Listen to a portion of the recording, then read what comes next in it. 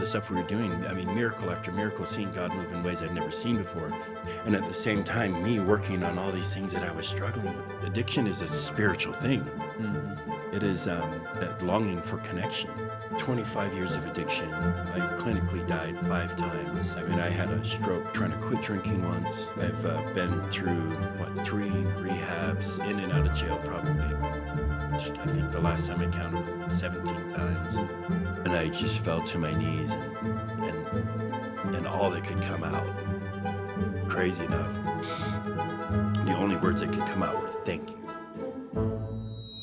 All right, everybody, welcome to this week's episode of the Philanthropic Podcast. We've got Fred Sheehan on the show, and he works with Wasatch Behavioral Health, specifically with the homeless community and those in recovery and those struggling with various issues here in Utah County. We're super excited to have you on the show, Fred, and kind of hear your story and what you're doing now and how the community can get involved in helping and helping others. Right? This show is about creating empathy for viewers and allowing them to empathize and understand better those going through these situations or those that have been through these situations so that they can be hopefully more inclined to help and to do something to give back and help people's lives change. So thanks for being on the show. Thank you. Thank you for having me. I couldn't agree with you more. That's really kind of where I spend a lot of my time now, is the awareness part, kind of bridging that gap. I love it. But yeah, I love anytime I can get an opportunity to help bring insight to what's needed out there. Yeah. I'm all for it. I love it. I love it. Well, thanks for being here. I always love to start with our guests and just, where did it all start for Fred? What was life like? Where are you from? Okay. And kind of let's take you to this point right now, present time. Well, quickly, I'll kind of give a little bit of a backstory. I was born and raised in Hawaii, in paradise. Spearfishing as a kid, climbing trees, just that lifestyle. And in a community that's very loving, very compassionate, no matter what. Mm-hmm. Very blessed as a kid. My father passed away when I was younger. My mom, both were Latter-day Saints. Well, my dad was a convert, but attended school at BYU, Hawaii there, transferred to here. That's what brought us here. For the most part, as a child, my youth was heaven. Yeah. Sounds like it. Yeah, totally. Yeah. I mean, stuff most people dream of. And then at about 10 years old, shortly after my father passed away, I went through, experienced some abuse, some sexual abuse. That was from a close family friend. That became grooming, kind of it went on for years into my teens. And that really changed the dynamic. Yeah. Way before those adult issues of drinking and drugs and addiction were ever an issue, the issue was lying. Yeah. And manipulating, keeping secrets, and all those kinds of things. It distorted my sense of relationships, not just with the opposite sex, but relationships with people in general. I learned how to use things to get what I wanted, but always keeping secrets. Yeah. Never really being able to be true self. Mm-hmm. And of course, questioning everything, and being raised as a Latter-day Saint, it was like, is this right? Is this wrong? Why would God let this happen to me? Kind of thing, and that led on to years of that kind of grooming. And I went through some identity issues. We moved here in my high school years, high school sweetheart, married, divorced, all stemming from those relationship issues. Became very sexually active as a teenager, not understanding what intimacy was. Yeah. Really just kind of a playboy, and not seeing the destruction in it, but then still feeling the conflict, the emotional conflict that I was going through.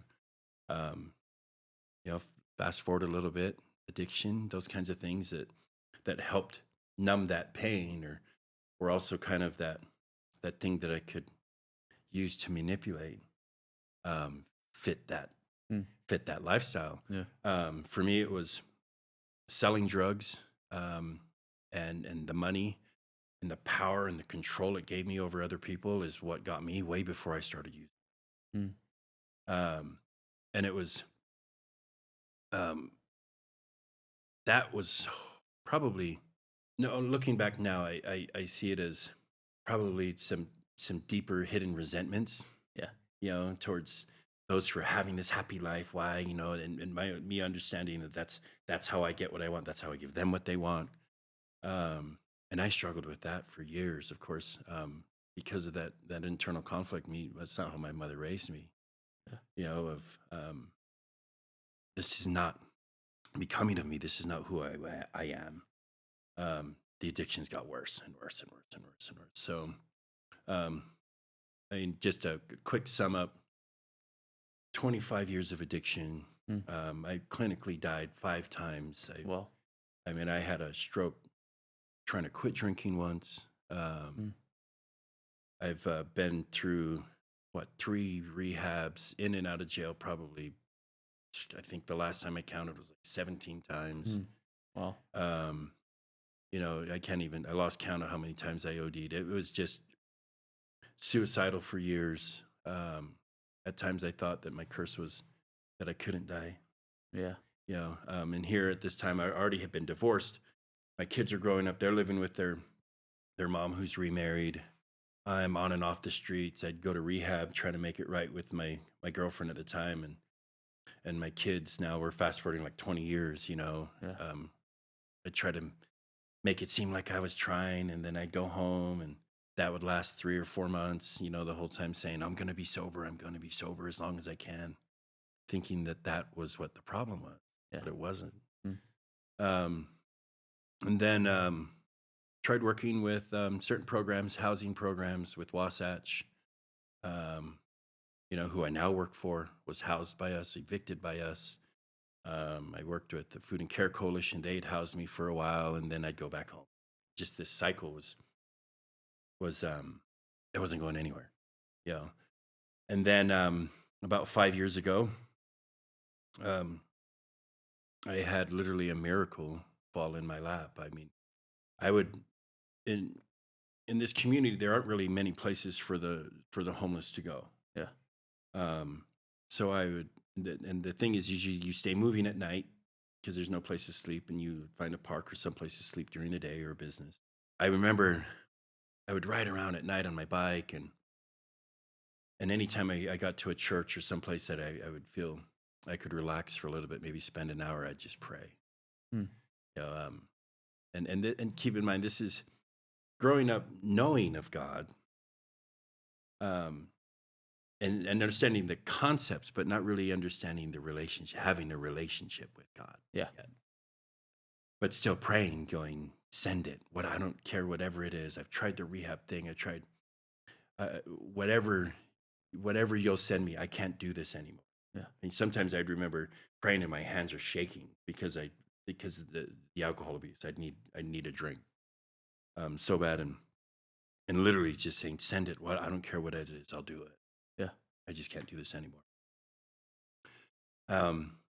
And I ended up finding this ministry found me, and it was this group called Life Changers Outreach. We partnered with Teen Challenge. They're an international group, and we do street outreach. Christian group, non-denominational, study the Bible. I joke about it all the time with people when they ask me, when I'm sharing my story, that it was Bible school. Yeah. That's literally what it was. Uh-huh. But the ministry was made up, all the pastors and those involved in it, the staff were all ex-convicts, ex-addicts, ex-drug dealers and gang members. And of course, all the students that would come were the same. And we'd study the Bible all week, and then on the weekends, we'd go out looking for more people like us.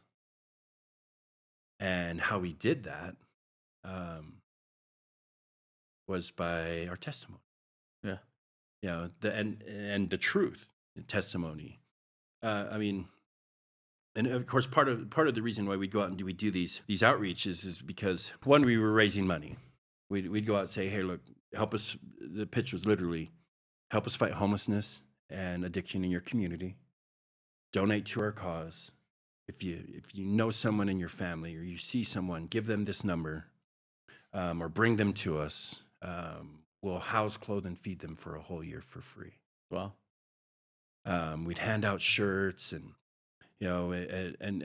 keep in mind, this was 5 years ago. This was during COVID. Oh yeah. The country's locked down. The enemy wasn't even homelessness and addiction. It was fear. Wow. Yeah. We were a necessary business or service, so we'd have to have papers to cross state lines. We'd go into like San Diego, which is completely locked down, looking for people that, not just that we could help and turn them to Christ, but a lot of times we were going around just praying for people. And picture this. I mean, we're talking some ex-criminals cut straight out of prison, last chance, covered in tattoos. Normally, their past life being street hustlers, going around spreading Jesus, and raising money to help other people. And anyone who accepted it, we'd bring them in. The center I was at was in New Mexico, and it was 20 men, and we had other centers all over the country. But I mean, it was really humbling, but really powerful. Some of the stuff we were doing, I mean, miracle after miracle, seeing God move in ways I'd never seen before. And at the same time, me working on all these things that I was struggling with. Yeah. Working on addiction, working on forgiveness, working on truth, because addiction is a spiritual thing. It is that longing for connection. It gets you with the physical part.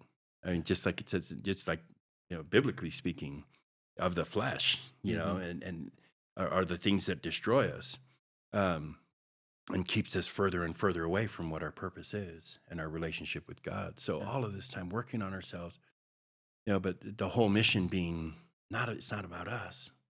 This is about what God's doing in my life. It's about you. How can I get to you? How can we help you? We don't save you. He does.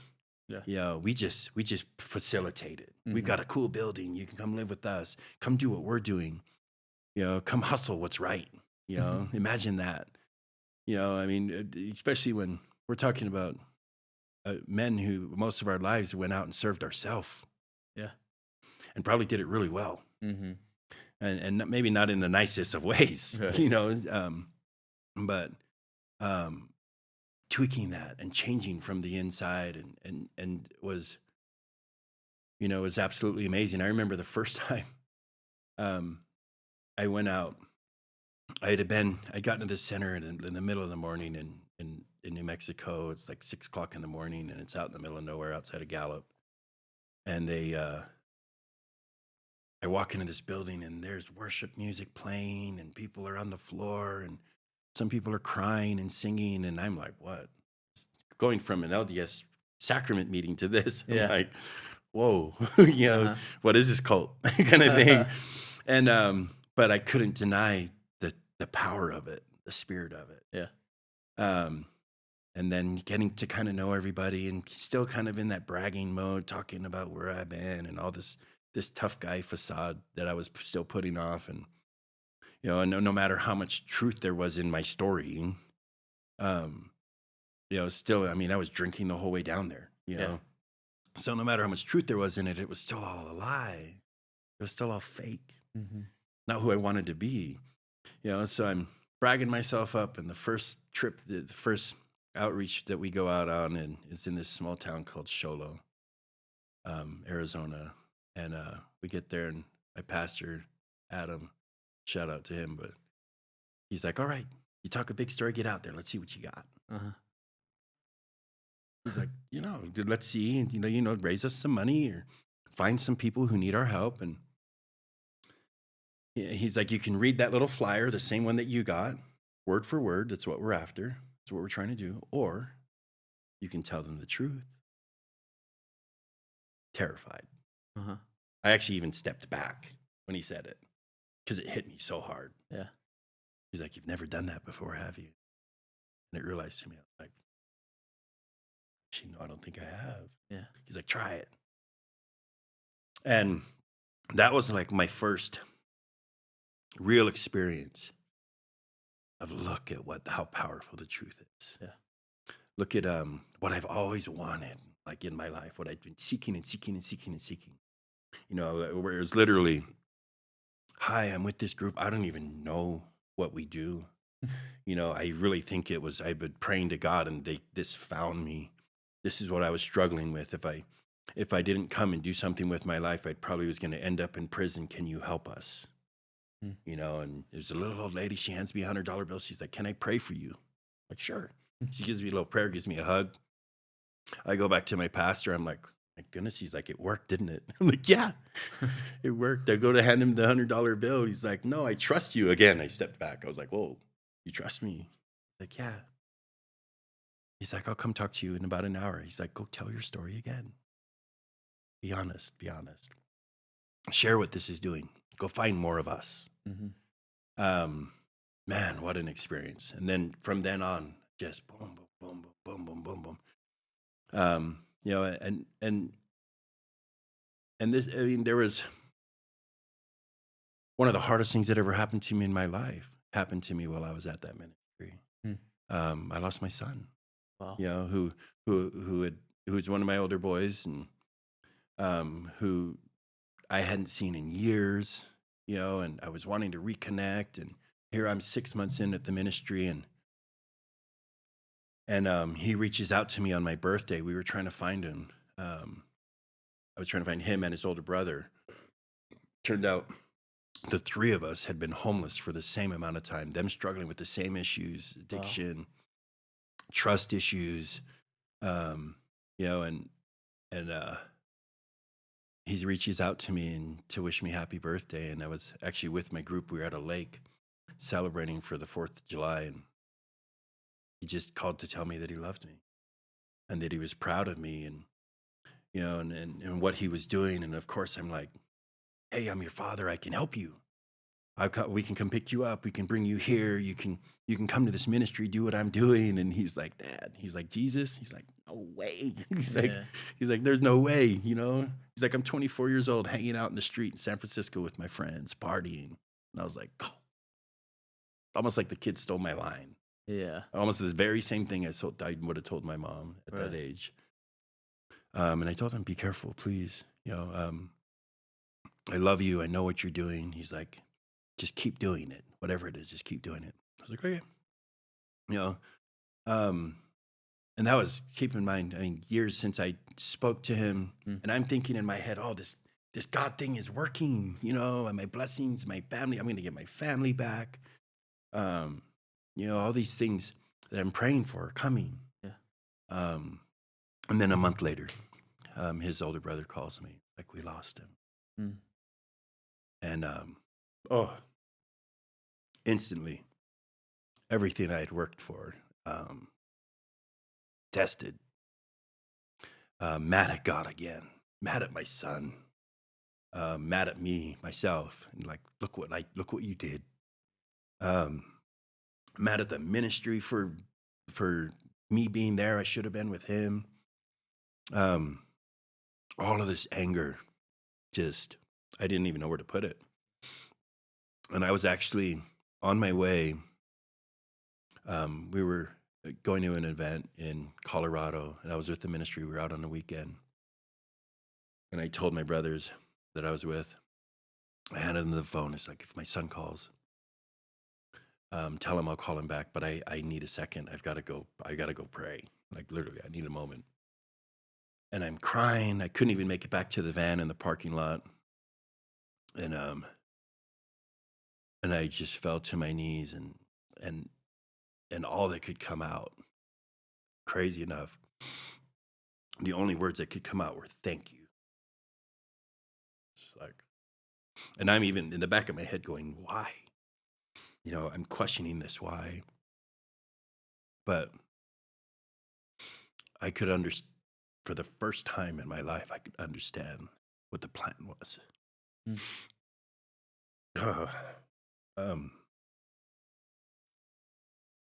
it changed from, thank you for my son. Thank you for your son.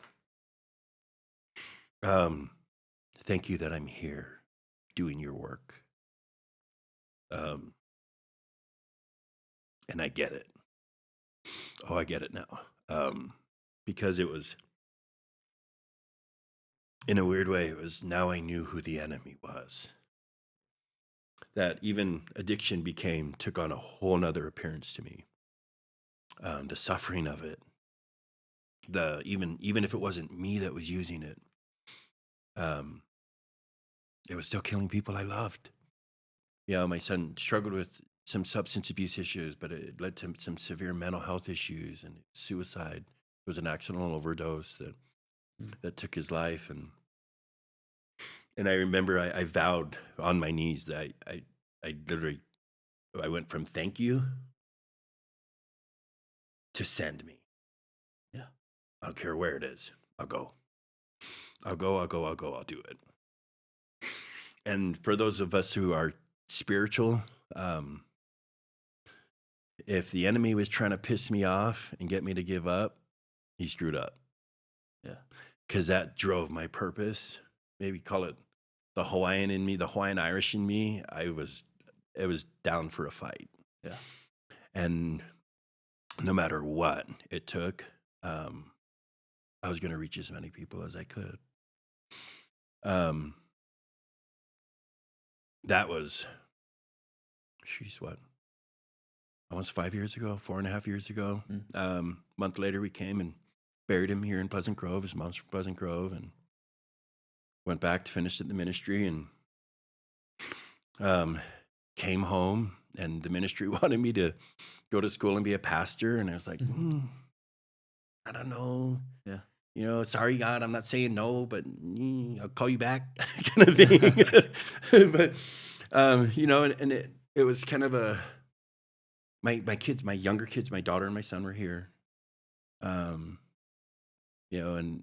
I needed to come back and see them and talk with them about it.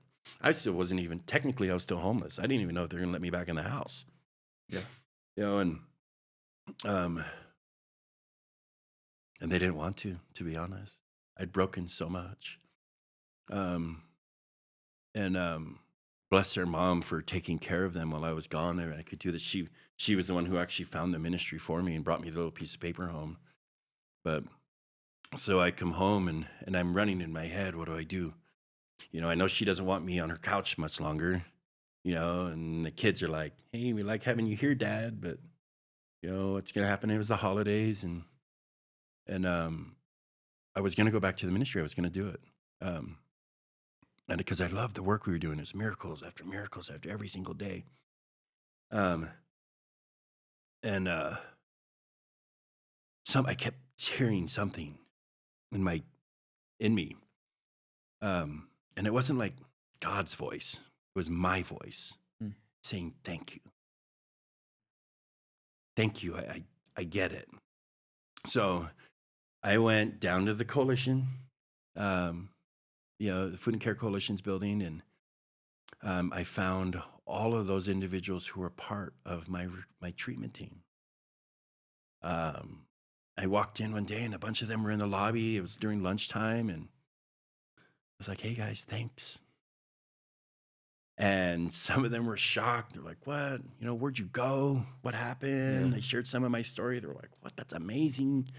No way, what are you doing? We're hiring, and I went to we have a residential treatment center. I went down there to tell them the same thing. And literally they hired me on the spot.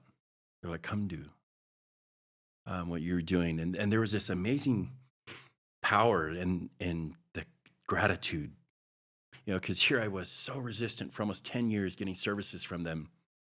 And still I do well with working with them. And then I'd off on my own. I'm good. I don't need the support anymore. I'm all right. Then I'd spiral right back in again, and on and off for years. And I remember I remember this one time when I was at the ministry.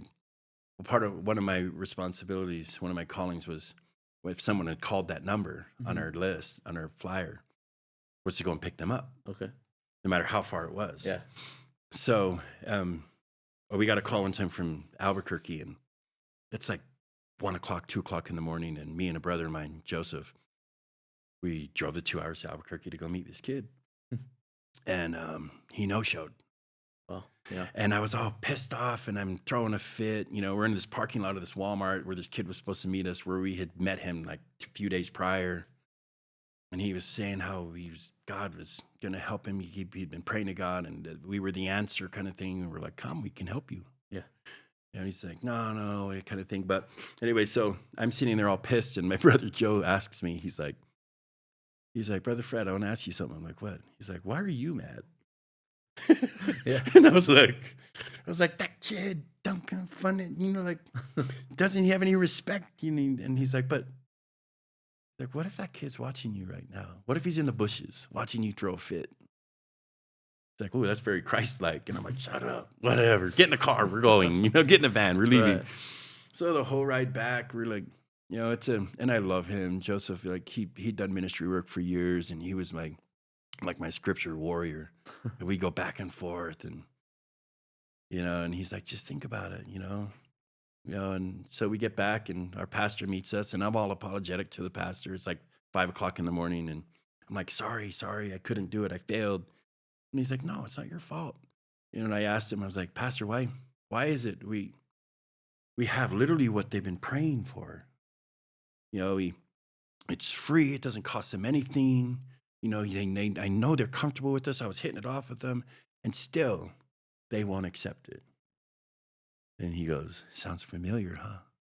And I was like, oh. It's like, dang, yeah, whatever, pastor. I'm like, I didn't want a lesson. He's like, no, here, you know what the lesson is? He said, if that young man were to call right now and say, come get me, what would you do? I said, I'd go get him. Yeah. He's like, that's the lesson. I was like, so, but now I knew what that was, and I had to tell them, I had to share that with those who had cared for me before I could even care for myself, and tell them thank you. And that was my start with Wasatch. I started in the building where I first went to treatment, residential treatment. I remember standing outside the building crying, staring at the building years later from the last time I had left, going, I promised myself I would never come back here. And now to walk in as an employee and share my story. Oh man, what a blessing. What a blessing. And then of course, seeing some of the people in that room, I mean, no joke that I hate to say it, but used to buy dope from me. Yeah. The people who I was a huge part of their fall. I mean, my whole life, I had been blessed with the gift that people had been drawn to me, and I could connect with people. It's the aloha that we get, come, I love you, no matter what. And I took advantage of that because that's what that's all I knew. Yeah. So, I mean, I sad to say I led some people to their grave, and, but now it was, now the purpose was starting to make sense. Now the path before me was, what's next. In the beginning, it was praying to God saying, hook me up, hook me up, hook me up with this. I need this. Can you help me with this shit? And then now the prayer evolving into, put me where you need me, put me where you need me. And now it's, let me help you with your stuff. Yeah. How can I be more like what you want to have done? And that, oh man, like you were saying, some of the things I get to do now, after working at the recovery center for a year or so, I ended up getting my peer support certification. For those of you out there who love doing advocacy work, what a peer is someone with lived experience, either mental health, substance abuse, had overcome it through some kind of care or therapy, and wants to help others do the same. Yeah. Lived experience members, I think they're beneficial in any walk of life. Um, I got that. Then I ended up moving to a different department where I worked with the homeless. Yeah. My people, yeah. The very same office that I actually received treatment in. And in fact, my office now is where I did my first outpatient therapy Wow. with the first therapist I was able to really like build a connection with, and that person's now my boss. So, Yeah. just and all these little things, just like confirmation after confirmation. You're right where I need you. You're right where I need you. You're right where I need you. A couple of years ago, we had a few of my friends passed away in the street in Utah County, and the governor passed legislation for something to be done about that. Mm.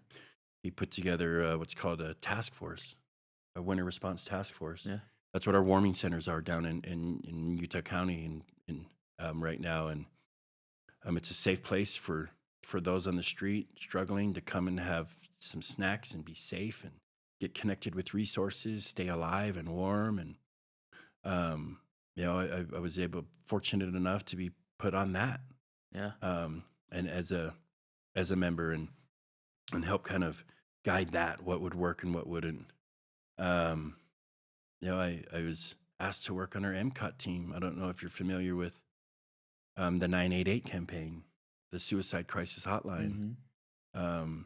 That's where if someone's suicidal or in crisis mode, they can call that number, and what will happen is they'll send out a therapist and a peer support, and we'll come to you and assess the situation. If it needs hospitalization, we can. If it needs maybe a safer environment, we have receiving centers where we can take them to. But for the most part, just offer support. Something that my son struggled with. Yeah. And and now I get to work with the super team, the dream team of people who were part of me being here. Yeah. Is awesome, and I mean, these things I never would have been a part of had I not chosen this. I mean, God has this amazing thing, and all of us go about it, our lives knowing that God gives us this gift of our free agency, which is huge. It is a gift, absolutely. What a blessing, but the true blessing is when you choose Him. Watch what happens. Yeah. And watch how abundant it becomes. It becomes so overflowing and so overwhelming that you can't do anything but share it with everyone and everything. It's to be an advocate for advocates, and to now be in a position where, I was in the beginning doing a lot of the serving. Now I can be in that spot where I can help those who want to still come and do it. Groups come and do it. Your awesome campaign, the I love you, bro, guys. I mean, all of these groups that are looking for places to help bridge that gap, get rid of that stigma, but help bridge that gap from both sides, from those that are on the street, those who don't understand it, meeting in the middle. So that's kind of, in a nutshell, a big nutshell. Yeah. What I've been through, and I love it. I mean, I feel very fortunate and blessed to be doing stuff like this.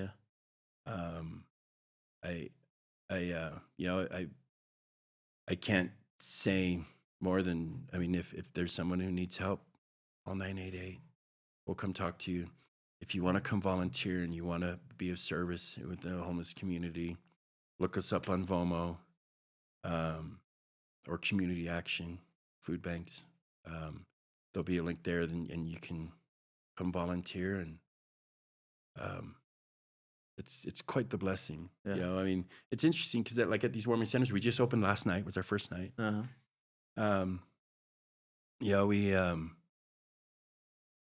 We've been building over the last few years, kind of trying to get it right, and the last 3 years, and this year I think we've got it pretty good. Where this takes us, we don't know. But I mean, I've traveled all over the country doing homelessness work, and I've seen many different versions of it. I haven't seen anything quite like what we have here, where we have the elected officials that are sitting on the task force, city mayors, counties, commissioners, the community partners like the Wasatch and the Food and Care Coalition, the Community Action, which is huge in staffing this and supporting it, and the continuum of care. We've got local churches that step in to help out, and all at the table trying to figure out how to do it. I've never seen anything like that. Mm-hmm. What a unique opportunity. Where it goes, hey, I trust and have faith, absolute faith in. It's more than optimism. It's it's exciting to see. But Absolutely. There's help if you need it. Yeah. Ask. And